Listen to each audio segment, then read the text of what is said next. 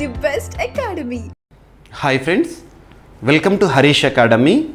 ఈరోజు వార్తలు నిలిచిన జాతీయ అంతర్జాతీయ రాష్ట్రీయ అంశాల గురించి, వార్తలు నిలిచిన వ్యక్తులు, అవార్డులు, పుస్తకాలు, మరి క్రీడా సంబంధిత సమాచారం, ఒక్కొక్క అంశాన్ని వివరంగా తెలుసుకుందాం. ఈరోజు ఫస్ట్ టాపిక్ వచ్చేసి అర్థశాస్త్రంలో ముగ్గురు ప్రముఖ వ్యక్తులు నోబెల్ పురస్కార గ్రహీతలుగా ఈరోజు వార్తలు నిలిచారు. మనం లాస్ట్ 1 వీక్ నుండి ప్రపంచ ప్రతిష్టాత్మక నోబెల్ పురస్కారాల గురించి డిస్కస్ చేస్తున్నాము.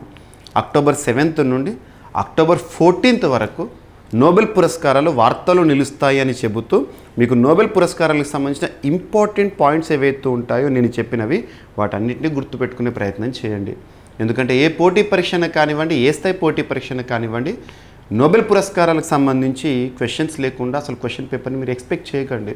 అంతటి ఇంపార్టెంట్ టాపిక్. నోబెల్ పురస్కార గ్రహీతల పేర్లు చూడాలి, వారు చేసిన పరిశోధన దేనిపైన చూడాలి, ఏ రంగానికి సంబంధించి చూడాలి, అండ్ నోబెల్ పురస్కార గ్రహీతలు ప్రకటించే సంస్థలు ఏంటి, ఇటువంటివి అడుగుతారు. ఇక్కడ ఒకసారి క్విక్ రివిజన్గా 1901 సంవత్సరంలో ప్రపంచ ప్రతిష్టాత్మక పురస్కారంగా ప్రస్తుతం మనం భావించే నోబెల్ పురస్కారాలను స్వీడన్ దేశానికి చెందిన ప్రముఖ శాస్త్రవేత్త నోబెల్, ఆల్ఫ్రెడ్ నోబెల్ లేదా ఆల్ఫ్రెడ్ బెర్న్హార్డ్ నోబెల్ గారి పేరిట మొదట్లో 5 రంగాల్లో ప్రారంభించారు. ఒకటి వైద్య శాస్త్రం, భౌతిక శాస్త్రం, రసాయన శాస్త్రం, సాహిత్య రంగం, శాంతి రంగం. ఆ తర్వాత 1968లో అర్థశాస్త్రంలో నోబెల్ పురస్కారాలను ప్రారంభించారు. కానీ 1969 నుండి నోబెల్ పురస్కార గ్రహీతలను అర్థశాస్త్రంలో ప్రకటించడం ప్రారంభించారు. గుర్తుపెట్టుకోండి, ప్రస్తుతం 6 రంగాల్లో నోబెల్ పురస్కారాల ప్రకటనను మనం చూస్తాము. పురస్కార గ్రహీతలకు పురస్కార ప్రధానోత్సవము ప్రతి ఏటా డిసెంబర్ 10th రోజున, నోబెల్ మరణించిన రోజు, నోబెల్ వర్ధంతి రోజున చూస్తాము. గుర్తుపెట్టుకోండి, నోబెల్ పురస్కారాలను ఒక రంగంలో గరిష్టంగా 3 వ్యక్తులకు మించి ప్రకటించరాదు. ఒక రంగం, ఉదాహరణకు వైద్య శాస్త్రం అంటే 3 మించి ప్రకటించరాదు. ఈ సంవత్సరం 2 వార్తల్లోకి వచ్చారు అలాగా. ఓకేనా? సో అర్థశాస్త్రంలో 3 ప్రకటించారు, 4 ప్రకటించరాదు. ఏదైనా ఒక రంగంలో 3 మించి ప్రకటించరాదు. సంస్థలకు నోబెల్ అనగానే మనకు గుర్తుకు రావాల్సింది పీస్, నోబెల్ ఇన్ పీస్. శాంతి రంగంలో నోబెల్ పురస్కార గ్రహీతలుగా వ్యక్తులనైనా ప్రకటించవచ్చు, సంస్థలనైనా ప్రకటించవచ్చు. ఈ పాయింట్ ఇంపార్టెంట్. ఇక్కడ ఆడ్ మెన్ అవుట్ అన్నామనుకోండి, 6 రంగాల్లో ఆడ్ మెన్ అవుట్ అంటే మనం నోబెల్ పీస్ని చెప్పొచ్చు. ఎందుకంటే ఆ ఒక్కటి మాత్రము ఓస్లో కేంద్రంగా ప్రకటించడం జరుగుతుంది. పురస్కార ప్రధానోత్సవం కూడా నార్వే రాజధాని ఓస్లో కేంద్రంగానే జరుగుతుంది. ఇవి ఇంపార్టెంట్. ఇక నోబెల్ పురస్కార గ్రహీతలకు ఒక రంగంలో 11 మిలియన్ స్వీడిష్ క్రోనార్స్ని ప్రైజ్ మనీగా ఇస్తారు. ఇక ఈ సంవత్సరము వైద్య శాస్త్రము, భౌతిక శాస్త్రము, రసాయన శాస్త్రము, సాహిత్య రంగము, శాంతి రంగము 2 రోజులు బ్రేక్. ఈరోజు ఎకానమీ. ఇలా చూడడం జరిగింది. మనం ప్రతి ఏటా కూడా నోబెల్ పురస్కార ప్రకటనకి సంబంధించి వరుస క్రమం పైన కూడా క్వశ్చన్ అడుగుతారు. ఓకేనా? సో ఇక్కడ అబ్జర్వ్ చేస్తే ఈ సంవత్సరం అర్థశాస్త్రంలో నోబెల్ పురస్కార గ్రహీతలుగా 3 అమెరికాకు చెందిన ప్రముఖ ఆర్థికవేత్తలు వార్తల్లోకి వచ్చారు. వాళ్ళ పేర్లు ఏంటంటే Daron Acemoglu and second Simon Johnson, next James A Robinson. So Daron Acemoglu అన్న పర్లేదు. సో ఇక్కడ ఈ 3 పేర్లను గుర్తుంచుకోండి. 3 కూడా అమెరికాకు చెందిన ప్రముఖ వ్యక్తులు. Royal Swedish Academy of Sciences వారు పురస్కార గ్రహీతల పేర్లను నిన్నటి రోజున ప్రకటించడం జరిగింది, అక్టోబర్ 14th. ఇక నోబెల్ పురస్కారాల ప్రకటన అయిపోయింది. మరి వీరు చేసిన పరిశోధన దేనిపైన అంటే సంస్థల ఏర్పాటు, దేశాల మధ్య సంపదలో అసమానతలపై చేసిన అధ్యయనానికి గాను ఈ 3 ప్రముఖ వ్యక్తులను ఈ సంవత్సరానికి 2024 సంవత్సరానికి గాను అర్థశాస్త్రంలో ప్రపంచ ప్రతిష్టాత్మక నోబెల్ పురస్కార గ్రహీతలుగా Royal Swedish Academy of Sciences వారు ప్రకటించడం జరిగింది. ఎనఫ్. పేర్లు, ఏ దేశము, చేసిన పరిశోధన ఏంటి, ఎనఫ్. ఓకేనా? సెకండ్ టాపిక్, ప్రపంచంలోనే తొలిసారి నదీ తీర డాల్ఫిన్ల లెక్కింపు పూర్తి. ఇక్కడ అబ్జర్వ్ చేస్తే తొలిసారి ప్రపంచంలోనే లేదా భారతదేశంలోనే మొదటిసారి అతిపెద్ద, అతి చిన్న, అతి పొడవైన, ఇలాంటి ప్రత్యేక పదాలతో కూడిన కరెంట్ అఫైర్స్ని సూపర్లేటివ్స్గా మనం డిస్కస్ చేస్తున్నాం. ఇది సూపర్లేటివ్, ఇప్పటివరకు జరగలేదు, ఇప్పుడు జరిగింది. సో ఈ సూపర్లేటివ్ టాపిక్స్కి ఇంపార్టెన్స్ ఇవ్వండి. సో ఇక్కడ అబ్జర్వ్ చేస్తే ప్రాజెక్ట్ డాల్ఫిన్ భారతదేశంలో ఏ ఇయర్లో ప్రారంభమైంది? 2020. ఇంకోటి చెప్తా, డాల్ఫిన్కి ఒక ప్రత్యేకత ఉంది. మనకు జాతీయ చిహ్నాలుగా చూస్తాం కదా, నేషనల్ సిగ్నిఫికెన్స్గా ఉండే వాటి కొన్నిటిని. ఇక్కడ నేషనల్ ఆక్వాటిక్ యానిమల్గా భారత ప్రభుత్వం దేని గుర్తించింది? Gangetic dolphin. గ్యాంజెటిక్, అది ఇంపార్టెంట్. గ్యాంజెటిక్ డాల్ఫిన్ అంటే గంగా నదిలో ఉండే డాల్ఫిన్. ప్లాటినిస్టా గ్యాంజెటికా అంటాం. ప్లాటినిస్టా గ్యాంజెటికా. అదే ఇండస్ రివర్లో ఉండేదేమో మనం ఏమని పిలుస్తామంటే ప్లాటినిస్టా గాంజెటికా మైనర్ అంటాము. Scientific names important. Platanista gangetica. అంతెందుకు ప్రతి సంవత్సరం అక్టోబర్ 5th మనం అక్వాటిక్ యానిమల్ అయిన ఈ ప్లాటినిస్టా గ్యాంజెటికాని గుర్తిస్తూ మనం జరుపుకుంటాము. ఇక్కడ అబ్జర్వ్ చేస్తే సో డాల్ఫిన్కి సంబంధించిన సెన్సస్ అని చెప్పొచ్చు. ప్రపంచంలో తొలిసారి ఎవరు నిర్వహించారు, ఏ ప్రాంతంలో నిర్వహించారు. ఇక డాల్ఫిన్ల సంరక్షణ కోసం భారత ప్రభుత్వం 2020లో ప్రాజెక్ట్ డాల్ఫిన్ ప్రారంభం. ఇదంతా మీకు ఐడియా ఉంది. ఇక్కడ ఈ టాపిక్ చూడండి. భారత ఉపఖండంలో నిర్వహణ. భారత ఉపఖండంలోని గంగా, బ్రహ్మపుత్ర, సింధు నదులలో కనిపించే డాల్ఫిన్లను తొలిసారి లెక్కించినట్లు అధికారులు నిన్నటి రోజున తెలిపారు. ఈ నదుల వెంబడి 8,000 కిలోమీటర్ల మేర భారత్, బంగ్లాదేశ్, నేపాల్, భూటాన్ దేశాలలో నిర్వహించిన ఈ లెక్కింపు ప్రక్రియ పూర్తయిందని చెప్పారు. ఇందులో ప్రధానంగా గంగా నది తీర డాల్ఫిన్లు, సింధు నదీ తీర డాల్ఫిన్లను లెక్కించారు. భారతదేశ నదులు, తీర ప్రాంత జలాల్లో డాల్ఫిన్లను పరిరక్షించడానికి 2020లో ప్రాజెక్ట్ డాల్ఫిన్ను భారత ప్రభుత్వం ప్రారంభించింది. ఇందులో భాగంగా ప్రపంచంలోని తొలిసారి నదీ తీర డాల్ఫిన్ల లెక్కింపునకు పూర్తి చేసినట్లు అధికారులు తెలిపారు. Wild life institute of India నేతృత్వంలో 2 ఏళ్ల పాటు నిర్వహించిన ఈ సర్వే ఫలితాలను, డాల్ఫిన్ల గణాంకాల అంచనాలను త్వరలో విడుదల చేస్తామని చెప్పడం జరిగింది. ప్లాటినిస్టా గ్యాంజెటికా పేరు గుర్తుంచుకోండి, సరిపోతుంది. అండ్ ఈరోజు మన భారతదేశ రాజధాని న్యూఢిల్లీ వేదికగా ప్రారంభమైన ఇండియా మొబైల్ కాంగ్రెస్ 2024 ఎవరు నిర్వహించారు, ప్రత్యేకత ఏంటో చూస్తే సరిపోతుంది. సో ఇక్కడ అబ్జర్వ్ చేస్తే 3 రోజుల పాటు ఈ నిర్వహణ. అండ్ నెక్స్ట్ వచ్చేసేసి పార్ట్నర్ స్టేట్గా ఉన్న రాష్ట్రం ఏదంటే తెలంగాణ. సో తెలంగాణ రాష్ట్ర ఐటీ మంత్రి నేతృత్వంలో పాల్గొన్న 10 మంది టీము అండ్ హాజరు కానున్న 45 దేశాల ప్రతినిధులు. ఢిల్లీలోని భారత మండపంలో ఈ రోజు నుంచి ఆసియాలోని అతిపెద్ద tech event India mobile Congress 2024 ప్రారంభమైంది. 3 రోజుల పాటు జరిగే ఈవెంట్లో తెలంగాణ భాగస్వామ్య రాష్ట్రంగా వ్యవహరిస్తుంది. ఆర్టిఫిషియల్ ఇంటెలిజెన్స్ క్యాపిటల్ పార్ట్నర్గా తెలంగాణ ఏఐ విజన్ను ప్రకటించనుంది, గుర్తుపెట్టుకోండి. ఈ కార్యక్రమాన్ని కేంద్ర టెలికమ్యూనికేషన్ల శాఖ, department of telecommunications, cellular operators association of India సంయుక్తంగా నిర్వహిస్తున్నాయి, గుర్తుపెట్టుకోండి. ఎగ్జామినేషన్ పాయింట్ ఆఫ్ వ్యూలో అడగొచ్చు పార్ట్నర్ స్టేట్ ఏంటి, ఏ టాపిక్ ఏంటని. అండ్ సో నిన్నటి రోజున వార్తలు నిలిచిన ఒక ఒప్పందం. ఇది press information bureau topic. PIB topics very very important. మీకు నేను మన CA 360 కోర్సులో మన జీవీకే స్టడీ సర్కిల్ యాప్ ఇప్పటివరకు ఇన్స్టాల్ చేసుకునే వారు ఎవరైనా ఉంటే ఇన్స్టాల్ చేసుకోండి. ఆల్రెడీ కరెంట్ అఫైర్స్ని సైంటిఫిక్ అప్రోచ్లో మీకు డీల్ చేస్తున్నాను. సబ్జెక్ట్ వారీగా వచ్చే అప్డేట్స్ కానీ ఒక్క మార్క్ కూడా మిస్ అవ్వకుండా జనరల్ స్టడీస్లో కూడా స్కోర్ అయ్యే విధంగా మీకు బ్యాక్గ్రౌండ్ ఇస్తాం. అందులో పిఐబి టాపిక్స్ని సో జనవరి మంత్ నుండి ప్రస్తుతం వరకు పిఐబి టాపిక్స్ని ఎక్స్క్లూజివ్గా మళ్ళీ సపరేట్గా షూట్ చేసి మళ్ళీ పీడిఎఫ్ని కూడా రీడబుల్గా అందించడం జరిగింది. ఒకసారి చూడండి. ఈ కోర్స్ పైన మీకు భారీ ఆఫర్ అనేది ప్రజెంట్ రన్ అవుతుంది. So you can avail it. So ఇక్కడ అబ్జర్వ్ చేస్తే సో పిఐబి టాపిక్ నిన్నటి వార్తల్లోకి వచ్చింది. Ministry of skill development and entrepreneurship partners with Meta. Meta అంటే ఫేస్బుక్, ఇన్స్టా ఉంటాయి అవి. So Meta for AI assistant in skill India. భారతదేశంలో నైపుణ్యాభివృద్ధిగా లేదా నైపుణ్య భారత్గా మార్చడానికి స్కిల్ ఇండియా మిషన్కి తోడ్పడడానికి ministry of skill development, entrepreneurs and Meta మధ్య కుదిరిన ఒప్పందం అనేది వార్తల్లోకి వచ్చింది. అందులో భాగంగా భారతదేశంలో 5 సెంటర్స్ ఆఫ్ ఎక్సలెన్స్ని ఏర్పాటు చేయబోతున్నారు. సెంటర్ ఆఫ్ ఎక్సలెన్స్ని ఏర్పాటు చేయబోతున్నారు. నేషనల్ స్కిల్ ట్రైనింగ్ ఇన్స్టిట్యూట్స్ అవి ఎక్కడెక్కడ ఉన్నాయో చూడండి. ఒకటి హైదరాబాద్, సెకండ్ బెంగళూరు, మూడవది జోధ్పూర్, నాలుగవది చెన్నై, ఐదవది కాన్పూర్. ఈ 5 గుర్తుంచుకోవాలి. ఎగ్జామినేషన్లో ఇందులో ఉన్నవేంటి లేనివేంటి అని కూడా అడుగుతారు, అంత ఇంపార్టెంట్. ఓకేనా? సో గుర్తుపెట్టుకోండి. అండ్ పాంగాంగ్ వద్ద చైనా నిర్మాణాలు మనందరికీ తెలుసు. చైనా సిద్ధాంతం salami slicing, inch by inch encroachment అంటారు. ఒకసారి ఎగ్జామ్లో అడిగారు ఇది. సో కనిపించే ప్రతి భౌగోళిక ప్రాంతాన్ని, కనిపించే ప్రతి సముద్ర ప్రాంతాన్ని ఇది మాదే అని భావించే దేశం చైనా. చుట్టుపక్కల దేశాలకు ఎప్పుడూ కూడా ఏదో ఒక సమస్యను సృష్టిస్తూ ఉంటుంది చైనా. అది భారతదేశంతోనే కానివ్వండి, ఏ దేశంతో అయినా కూడా. సో ఇక్కడ అబ్జర్వ్ చేస్తే పాంగాంగ్ వద్ద చైనా నిర్మాణాలు అనేవి రీసెంట్గా మరొకసారి వార్తల్లోకి వచ్చింది. Pangong, so Pangong lake, Pangong so ఇవన్నీ మనం వింటూ ఉంటాము లడఖ్ ఆ ప్రాంతంలో. సో ఇక్కడ అబ్జర్వ్ చేస్తే భారత్ చైనా ఉద్రిక్తతలు తగ్గించుకోవడానికి దౌత్యపరమైన ప్రయత్నాలు కొనసాగిస్తుంటే మరోపక్క ప్యాంగాంగ్ సో సరస్సు ఉత్తర తీరానికి దగ్గరలో చైనా భారీగా నిర్మాణాలని చేపట్టింది.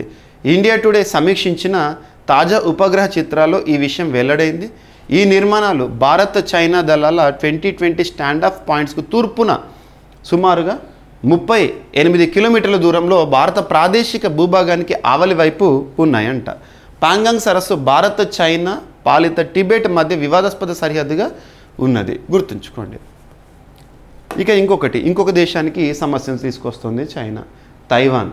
సో తైవాన్ చుట్టూ కూడా చైనా భారీ సైనిక విన్యాసాలు నిర్వహిస్తుంది ప్రస్తుతం. ఆ విన్యాసం పేరు ఏంటంటే జాయింట్ స్వాడ్ 2024B. జాయింట్ స్వాడ్ 2024B అనేది ఇటీవల వార్తల్లోకి వచ్చింది. ఏ ప్రాంతంలో ఎవరికి సమస్యను సృష్టించినా చైనా తైవాన్ చుట్టూ ప్రాంతాల్లో నిర్వహిస్తున్న ఒక విన్యాసము భయపట్టిస్తోంది అన్నట్టు. అండ్ భారత్తో కెనడా కయ్యం. సో భారత్ కెనడా సంబంధాలు బాగే ఉండేవి, కానీ ఇప్పుడు బాగలేవు. చెప్పడానికి రీజన్ ఏంటంటే లాస్ట్ ఇయర్ నుండి కూడా నిజ్జర్ హత్య అనేది సంచలనంగా మారింది. రెండు దేశాల మధ్య తీవ్ర దుమారాన్ని లేపింది. ఎలక్షన్స్ బిఫోర్ ఆ దేశానికి సంబంధించిన దేశ అధినేత జస్టిన్ ట్రూడో తను చేసిన వ్యాఖ్యలు కానివ్వండి, భారత్ చెప్పిన సమాధానాలు కానివ్వండి, ఇవన్నీ మనం చూసాము. మరొకసారి తెరపైకి నిజ్జర్ హత్య విషయంలో ఈ రెండు దేశాల సంబంధాల వార్తల్లోకి వచ్చినాయి. పర్యవసానం ఏంటంటే దౌత్యాధికారులను భారతదేశం 6 దౌత్యాధికారులను భారతదేశం బహిష్కరించింది. కెనడాలో హై కమిషనర్గా ఉన్న భారత దౌత్యవేత్తను భారత్కి పిలిపించారు. అక్కడ అవసరం లేదు ఇక అని చెప్పేసి సంజయ్ కుమార్ని. సో మరోసారి తెరపైకి నిజ్జర్ హత్య కేసు. భారత హై కమిషనర్ సంజయ్ కుమార్ను అనుమానితుడిగా పేర్కొన్న ట్రూడో సర్కారు నిజ్జర్ హత్య విషయంలో కెనడా ప్రభుత్వాన్ని అసంబద్ధ ఆరోపణలు, ఓటు బ్యాంకు రాజకీయాలను భారత్ ధ్వజం, కెనడా నుంచి దౌత్యవేత్తల ఉపసంహరణ, 6 కెనడా దౌత్యవేత్తల బహిష్కరణ అనేది వార్తల్లోకి రావడం జరిగింది, గుర్తుంచుకోండి. అండ్ గురుడి చందమామ అంటే శాటిలైట్. సో గురుడి చందమామ యూరోపా పరిశోధనకు వ్యోమనౌక అనే అంశము ఎవరెవరు సంయుక్త భాగస్వామ్యంతో ఈ పరిశోధన నిర్వహించబోతున్నాయో చూద్దాం. గురుగ్రహం చుట్టూ పరిభ్రమిస్తున్న యూరోపా అనే చందమామపై జీవుల మనుగడకు అనువైన పరిస్థితులు ఉన్నాయా అని శోధించేందుకు అమెరికా అంతరిక్ష సంస్థ నాసా నిన్నటి రోజున ఒక వ్యోమనౌకను ప్రయోగించింది. ఫ్లోరిడాలోని అంతరిక్ష కేంద్రం నుంచి స్పేస్ ఎక్స్ సంస్థకు చెందిన ఫాల్కన్ హెచ్వి రాకెట్ ద్వారా ఈ ప్రయోగాన్ని చేపట్టింది. యూరోపా క్లిప్పర్ అనే వ్యోమనౌక 300 కోట్ల కిలోమీటర్లు ప్రయాణించి గురుగ్రహాన్ని చేరుతుంది. ఇందుకు 5.5 ఏళ్ళు పడుతుందంట, గుర్తుపెట్టుకోండి. సో తెలంగాణ రాష్ట్రం అంశం అనుకోవచ్చు, వాస్తవానికి రక్షణపరమైన అంశము, నేషనల్ ఇష్యూ, ఇంపార్టెంట్. కొన్ని అజిటేషన్స్ జరుగుతున్నాయి, కొంతమంది సపోర్ట్ ఇస్తున్నారు. సో ఇక్కడ సేవ్ దామగుండం అని చెప్పేసి హ్యాష్ట్యాగ్ కూడా వైరల్లో ఉంది, ఇవన్నీ జరుగుతున్నాయి. సో ఇక్కడ దేశ ప్రయోజనం కోసం ఇండియన్ నేవీ వారు దామగుండం, వికారాబాద్లోని దామగుండం ఫారెస్ట్ ఏరియాలో ఒక రాడార్ స్టేషన్ ఏర్పాటు అనే అంశం గతంలో వార్తల్లోకి వచ్చింది. ఈరోజు ప్రారంభం అనేది వార్తల్లోకి వచ్చింది.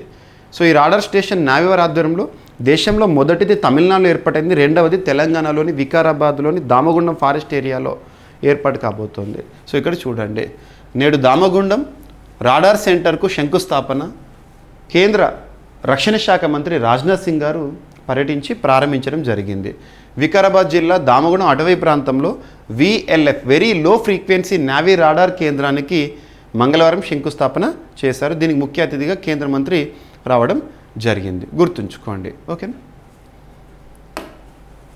సో ఎన్టీఆర్ బేబీ కిట్ పునరుద్ధరణకు ప్రయత్నాలు. సో గతంలో 2016 సంవత్సరంలోనే 2016 జూలై 12న టీడీపీ గవర్నమెంట్ అధికారంలో ఉన్నప్పుడు ఆంధ్రప్రదేశ్లో ప్రారంభించిన కిట్, అంటే శిశువు జన్మించిన తర్వాత వారికి కావలసిన ఐటమ్స్ ఉంటాయి, బేబీ పౌడరు, షాలు, ఇటువంటివి. సో తెలంగాణలో కేసీఆర్ కిట్ అనేది గతంలో అలా ఉండేది. అలా సో వివిధ రాష్ట్రాల్లో ఉన్నాయి. అలా ఎన్టీఆర్ బేబీ కిట్ని మళ్ళీ ప్రారంభించేందుకు ఆంధ్రప్రదేశ్ రాష్ట్ర ప్రభుత్వము ప్రయత్నాలు చేస్తోంది. సో గత తెదేపా ప్రభుత్వంలో అమలైన ఎన్టీఆర్ బేబీ కిట్ల పంపిణీ పథకాన్ని పునరుద్ధరించే ప్రయత్నాలు జరుగుతున్నాయి. తెదేపా హయాంలో 2016 జూలై 12న ఈ పథకాన్ని ప్రవేశపెట్టగా రూపాయలు 800 విలువైన దుప్పటి, దోమతెర, sleeping bed, powder, lotion, napkin, డైపర్స్తో పాటు చిన్న పిల్లల సబ్బులను జిప్ బ్యాగ్లో ఉంచి బాలింతలకు ఇచ్చేవారు. ఇక వైకాపా అధికారంలో రాగానే ఈ పథకాన్ని రద్దు చేశారు. ప్రస్తుతం తమిళనాడు, కర్ణాటక, తెలంగాణ, ఒడిషా, జార్ఖండ్లో అమలవుతున్న ఈ తరహా పథకాలను అధికారులు పరిశీలిస్తున్నారు. ఆయా రాష్ట్రాల్లో ఒక్కొక్క ఇనిషియేటివ్గా 1,200 రూపాయల నుంచి 1,300 వరకు ఖర్చు చేస్తున్నారు. రాష్ట్రంలో ఆసరా కింద బాలింతలకు ప్రస్తుతం 5,000 ఇస్తున్న విషయం తెలిసిందే.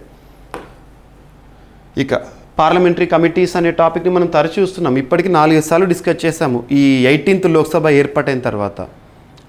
ముఖ్యంగా ఫైనాన్షియల్ కమిటీస్ పైన ప్రత్యేకంగా దృష్టి చూడండి. సో తర్వాత మిస్లీనియస్ కమిటీస్. ఇక్కడ పార్లమెంటరీ కమిటీస్ అనే అంశము రాజ్యాంగంలో ఎక్కడ లేదు.